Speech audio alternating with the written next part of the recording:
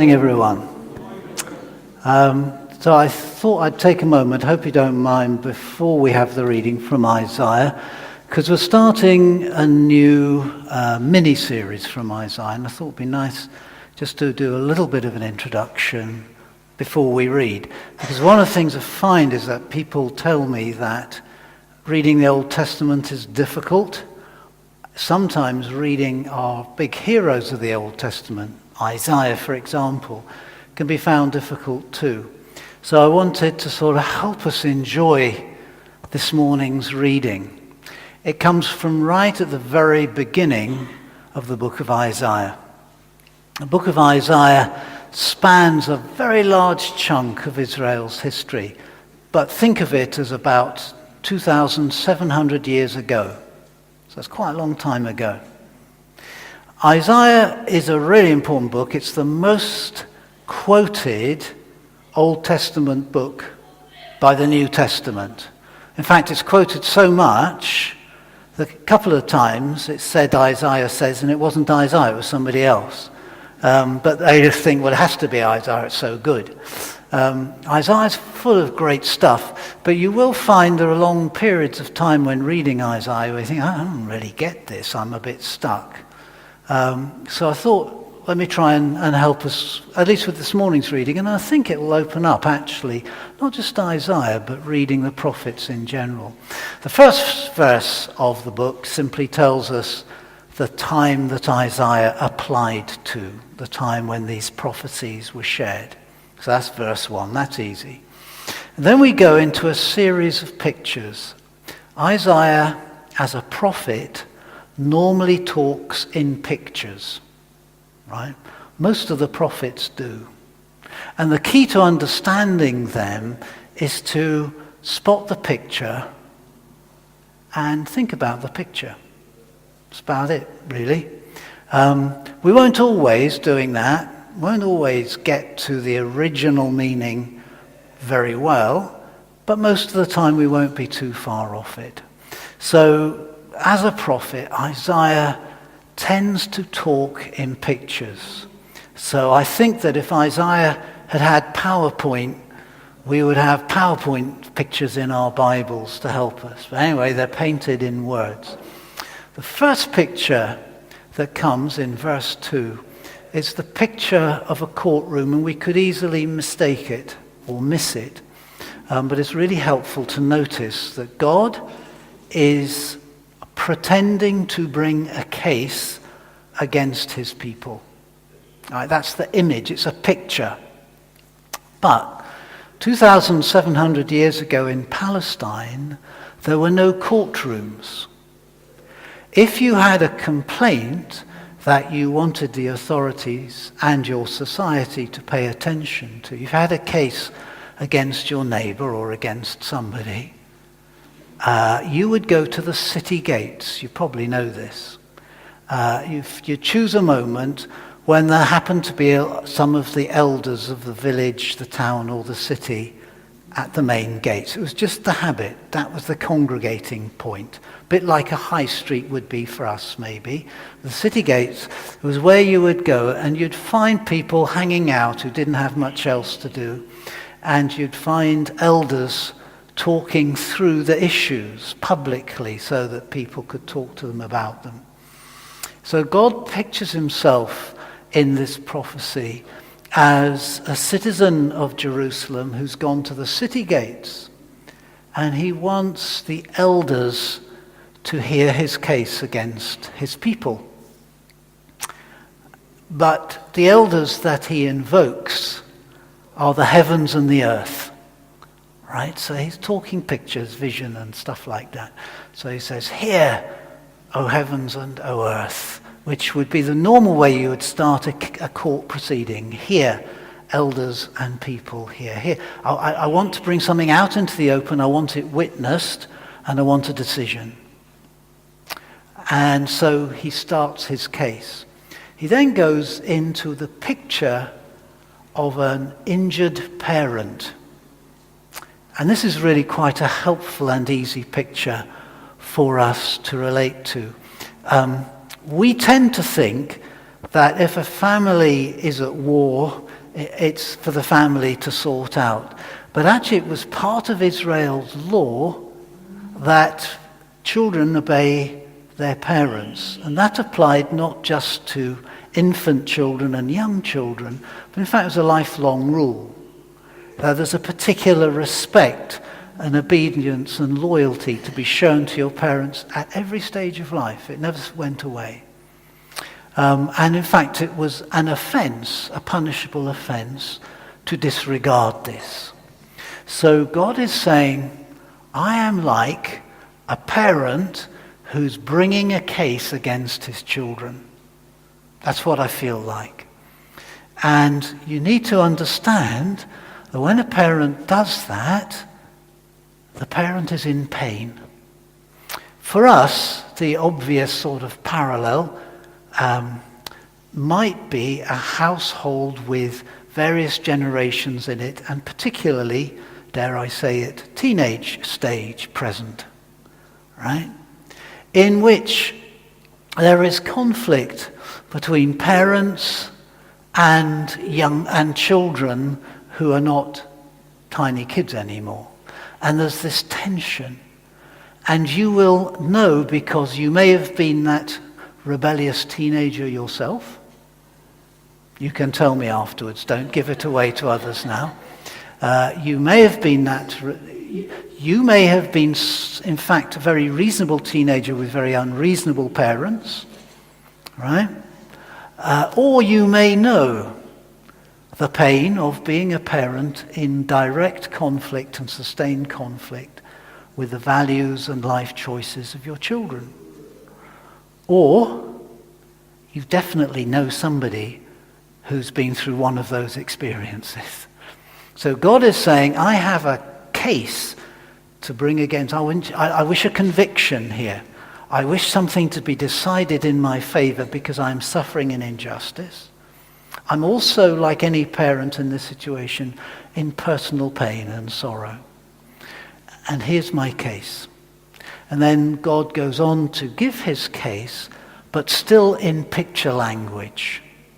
So what I want to encourage us to do is to spot the pictures and try and picture them your way. It won't be the same as Isaiah, I know, but it may work. So for example, one of the images that comes up is a hut in a field of melons. So it's kind of taken from allotments or agriculture. Can you just picture what a Palestinian melon field might have looked like 2,700 years ago? Whatever your version of that, you've got it in your head now. And in the middle of that field, there's a structure. That's one of the pictures. To be honest, I'm still working on that one. I think I know what it means. I think it's to do with the military and political forces around Jerusalem that have dominated, and how Jerusalem and its temple and its political leadership have become marooned, almost besieged in the middle of something very vulnerable. The surrounding countryside has been largely conquered, pillaged, subjected, etc. But Jerusalem still stands. I think it's to do, therefore, with being isolated in the world. And the church very often feels isolated. But I want to suggest to you at the beginning of my message in a minute that if you are paying any attention to the news at all, we are not a remotely isolated thing. Anyway, let's hear the reading, and then we'll explore a couple of bits of it for ourselves.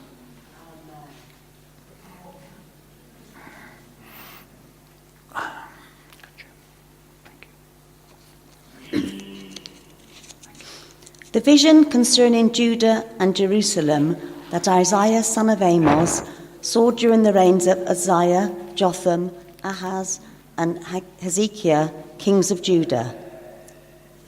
Hear, O heavens, listen, O earth, for the Lord has spoken. I reared children and brought them up, but they have rebelled against me. The ox knows his master, the donkey's owner's manger, but Israel does not know, my people do not understand. Ah, sinful nature, a people loaded with guilt, a brood of evildoers, children given to corruption. They have forsaken the Lord. They have spurned the Holy One of Israel and turned their backs on him. Why should you be beaten anymore? Why do you persist in rebellion? Your whole head is injured, your whole heart afflicted. From the sole of your foot to the top of your head, there is no soundness, only wounds and bruises and open sores, not cleansed or bandaged or soothed with oil. Your country is desolate, your cities burned with fire. Your fields are being stripped by foreigners right before you, laid waste as when overthrown by strangers. The daughter of Zion is left like a shelter in a vineyard, like a hut in a field of melons, like a city under siege. Unless the Lord Almighty had left us some survivors, we would have become like Sodom. We would have become like Gomorrah. Hear the word of the Lord, you rulers of Sodom. Listen to the law of our God, you people of Gomorrah. The multitude of your sacrifices, what are they to me, says the Lord? I have more than enough of burnt offerings, of rams and the fat of fattened animals. I have no pleasure in the blood of bulls and lambs and goats. When you come to appear before me, who has asked this of you, this trampling of my courts? Stop bringing meaningless offerings. Your incense is detestable to me. New moons, Sabbaths, and convocations, I cannot bear your evil assemblies. Your new moon festivals and your appointed feast, my soul hates. They have become a burden to me. I am weary of bearing them. When you spread out your hands in prayer, I will hide my eyes from you. Even if you offer many prayers, I will not listen. Your hands are full of blood. Wash and make yourselves clean. Take your evil deeds out of my sight. Stop doing wrong. Learn to do right. Seek justice. Encourage the oppressed. Defend the cause of fatherless. Plead the case of the widow. Come now, let us reason together, says the Lord. Though your sins are like scarlet, they shall be as white as snow. Though they are red as crimson, they shall be like wool. If you are willing and obedient, you will eat the best from the land. But if you resist and rebel, you will be devoured by the sword. For the mouth of the Lord has spoken. Amen. Amen. Thanks, Heather, very much. So I think that we're in the news a lot, the church.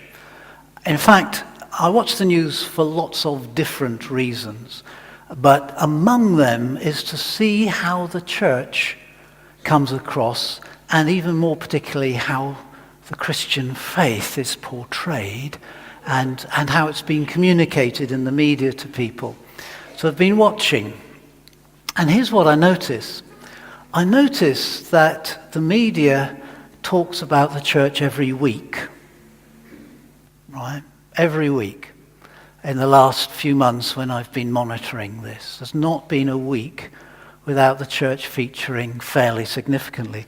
So I thought I'd do a little quick quiz and see if you've been paying attention as well. Now that's not a very clear one, I know, and it's not very big, but you may recognize that news item. What is it? It's the burning of Notre Dame. Yes, just a couple of weeks ago or so, which brought the attention of the world's media to Paris and to the burning of Notre Dame. So not the reason we'd want to be in the news, really. And I recognize that most churches, if they burn, wouldn't attract that level of attention. Did you notice in the reading from Isaiah how fed up God was with Sunday worship?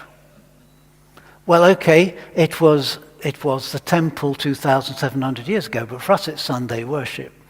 And I remember that any time I've shared from this passage, somebody felt quite bothered by this idea that God hates going to church? I mean, surely the whole point is we come here to do the stuff God likes. Yes, sing the hymns God likes. Go through the ceremonies God likes, and so forth. But what he actually says here, do you know, and pay attention to it, he say, I actually hate what you do.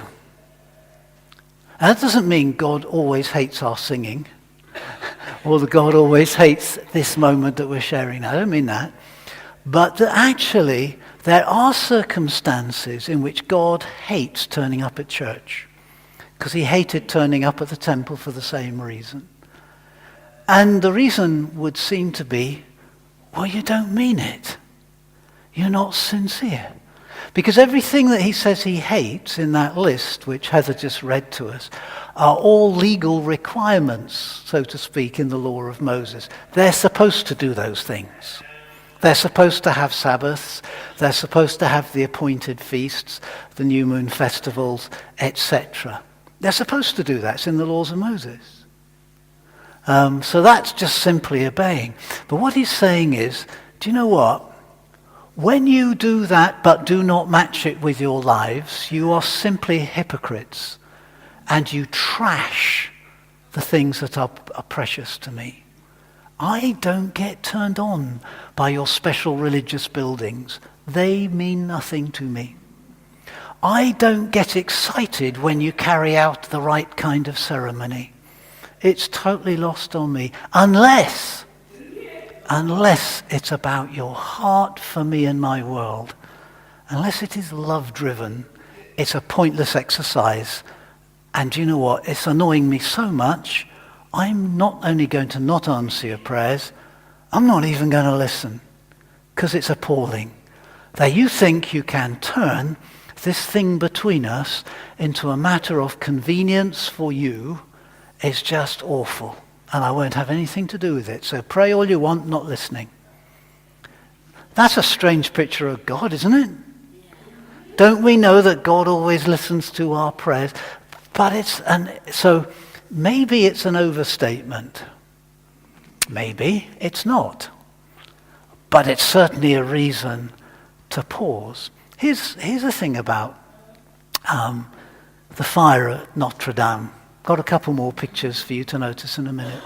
I was very struck by how the world's media, not just European media, took that up. And how almost overnight, almost literally overnight, $700 million was made instantly available for its repair. Now, I hope it will be repaired.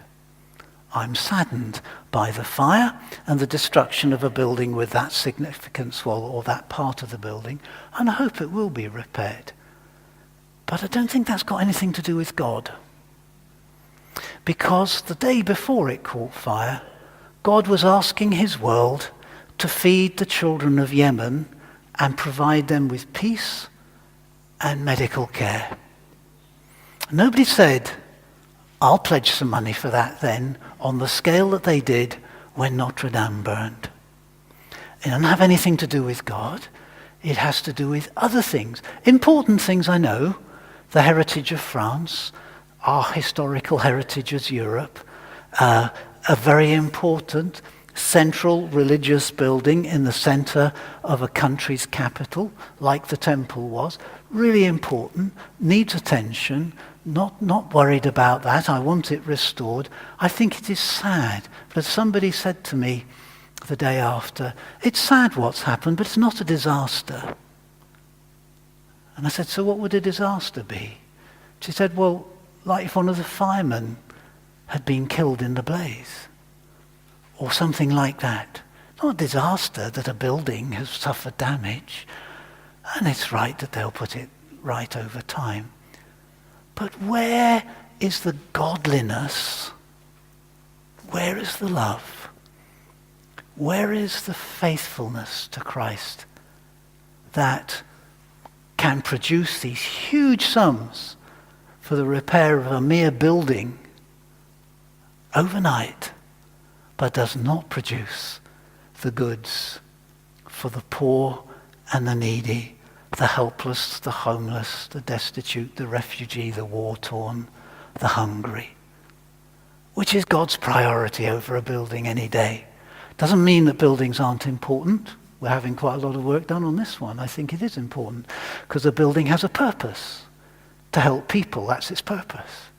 So there will be plenty of blessing because we're not interested in a building as a building, but for a purpose. Earlier this week, some of us met with a person who has helped us financially with the development of the cafe. Actually, without their help, we wouldn't have got the food van in the first place when we did, etc., etc. Very, very generous supporter of our work. And he said to me as we just walked past this patch where I'm literally standing now, where he said to me, it doesn't make any difference if it's a palace, Chris. If it's not doing God's work, it's a waste of time. And I said, exactly. It is not about building special ornate somethings. It's about what good is it between God and people in need of God and in need of other things too. That is the issue. Where is the love? Where is the action? And so forth. So don't go home and say, Chris says they shouldn't build Notre Dame. I didn't say that. I just said that there's some things we should do that are really much more important in God's sight and hopefully in ours too. Do you recognize that picture there? It's Sri Lanka, isn't it? And it's a bombed out church. So we've been in the news for Notre Dame. We've been in the news for being the target of hatred and the target of gross ignorance, actually. And the confusion between being Christian and having Western values, etc. We can tell those things from the news, and this has been really tragically sad, hasn't it? Yeah. What has hurt us about these scenes is not damaged building, but killed and maimed and grieving people, isn't it? Yeah. That's what's really tugged at the heartstrings. We don't spend a lot of time going, oh, look at that church, it's such a mess. It's going to take so much money to put it right. We look at a death toll and think, Lord, have mercy on this earth where we're still doing these things to each other. But nonetheless, amidst the grief, and it's real and horrible on the grand scale, amidst the sorrow and the tragedy in Sri Lanka, there are the signs of hope. We are an Easter people. We are a people of Isaiah chapter 1 who believe that God will wipe away sin and who will allow us to stand. And one of the great things that has emerged are the signs of hope. I've had huge hope. I've loved the fact that on Friday, one of the imams in Sri Lanka, a leading imam, when the government said you should not hold Friday prayers, said, well, how else will we stand in solidarity with the Christians if we don't open our doors and pray at the same risk that they took?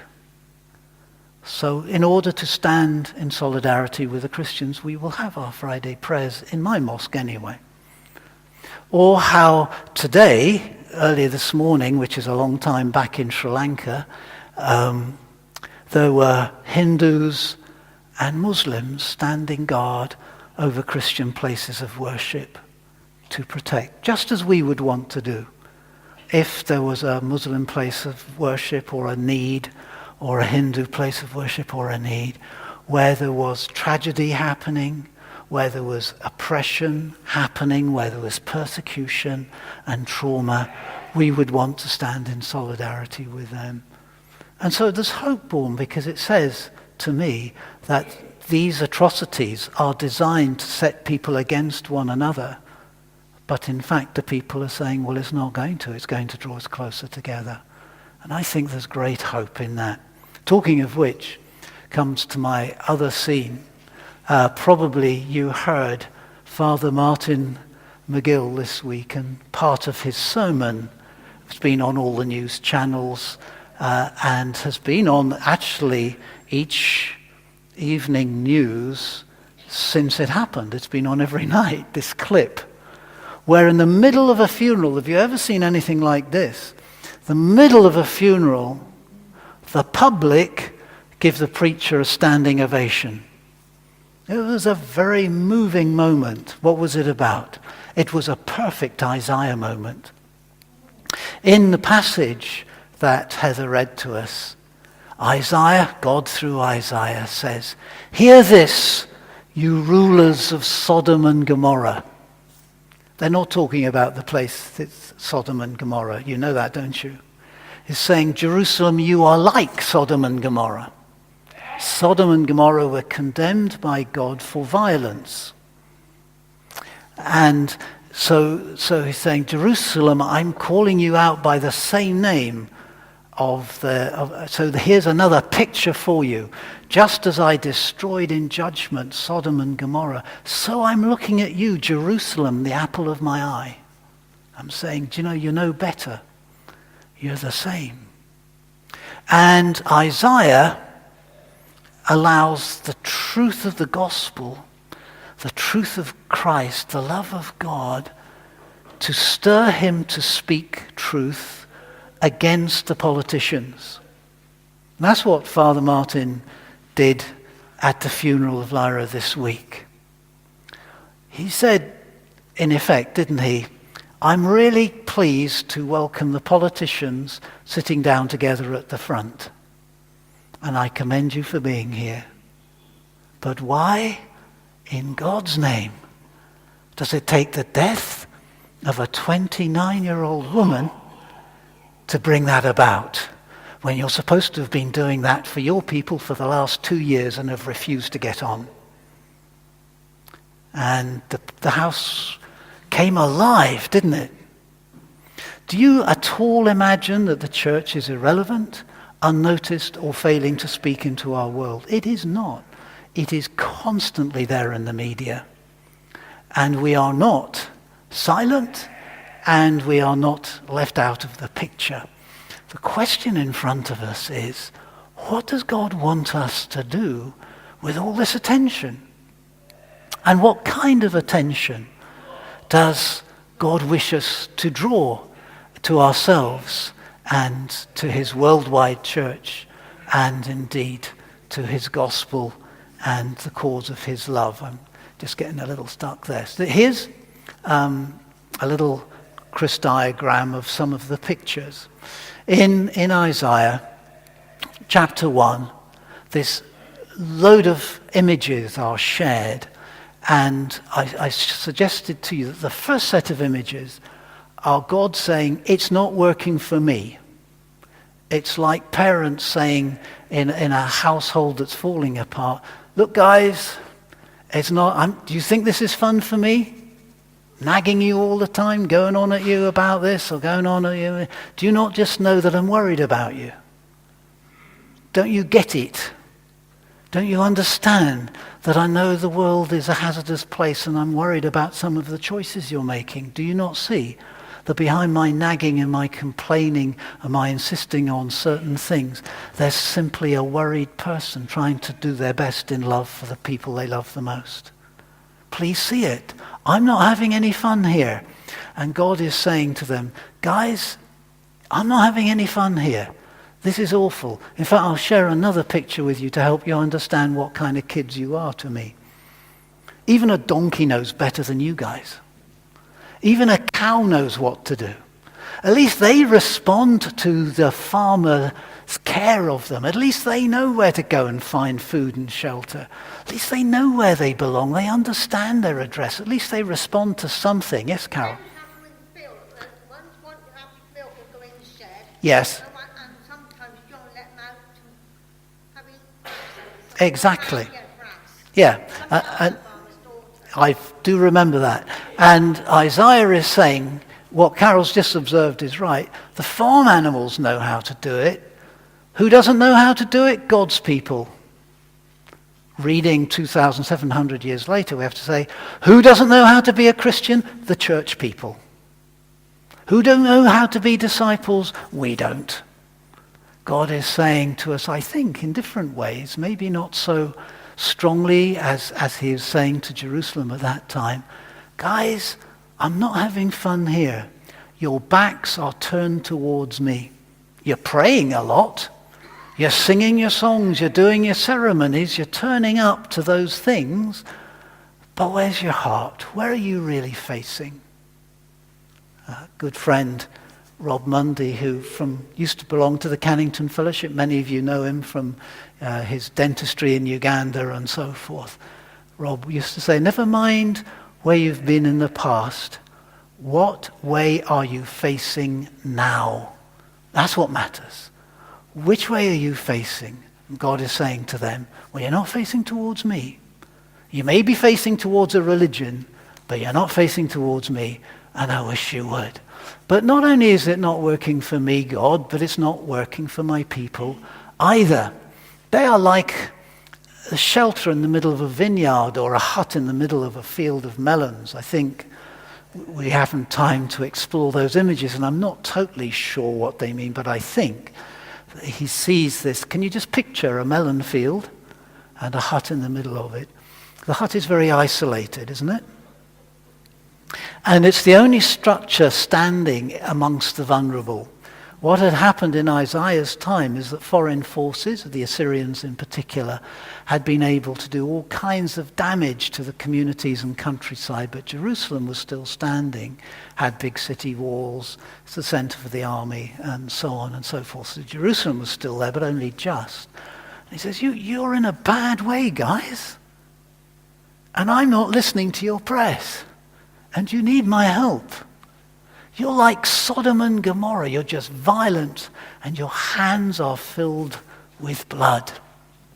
Not only that, but your worship is a pain in the butt, and I wish you wouldn't do it, because you are trampling my courts with your fancy religion, and you're not doing a single thing to put my world to rights.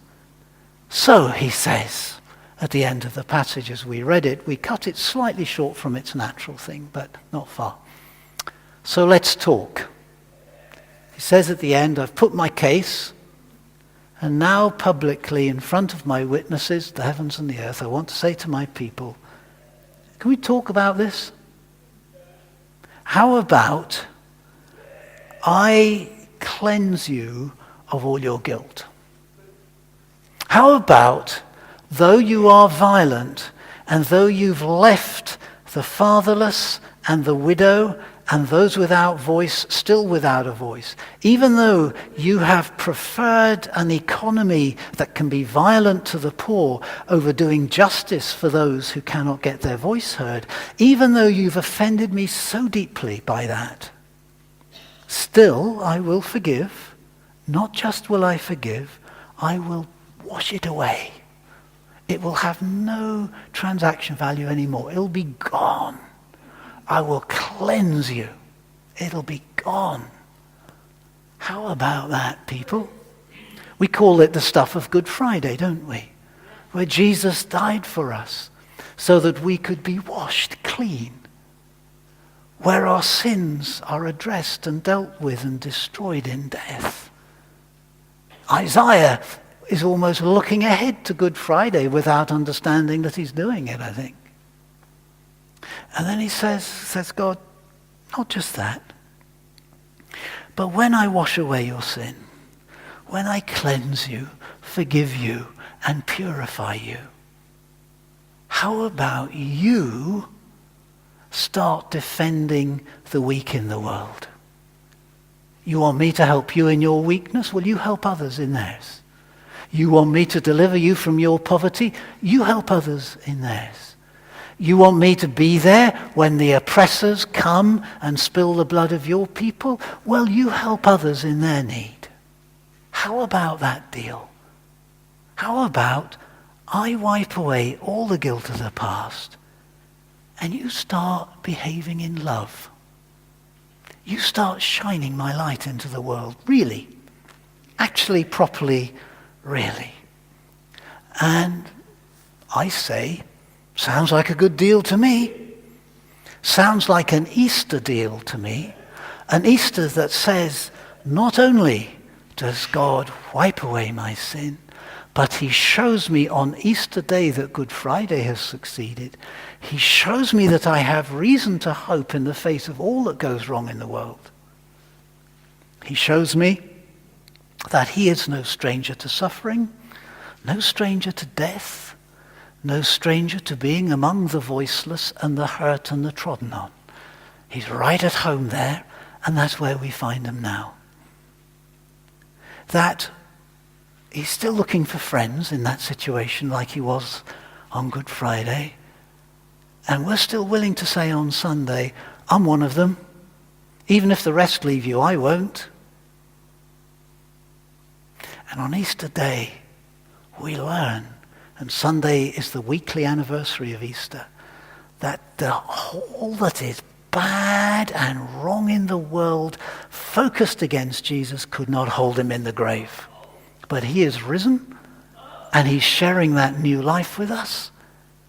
And for us, there will always be hope.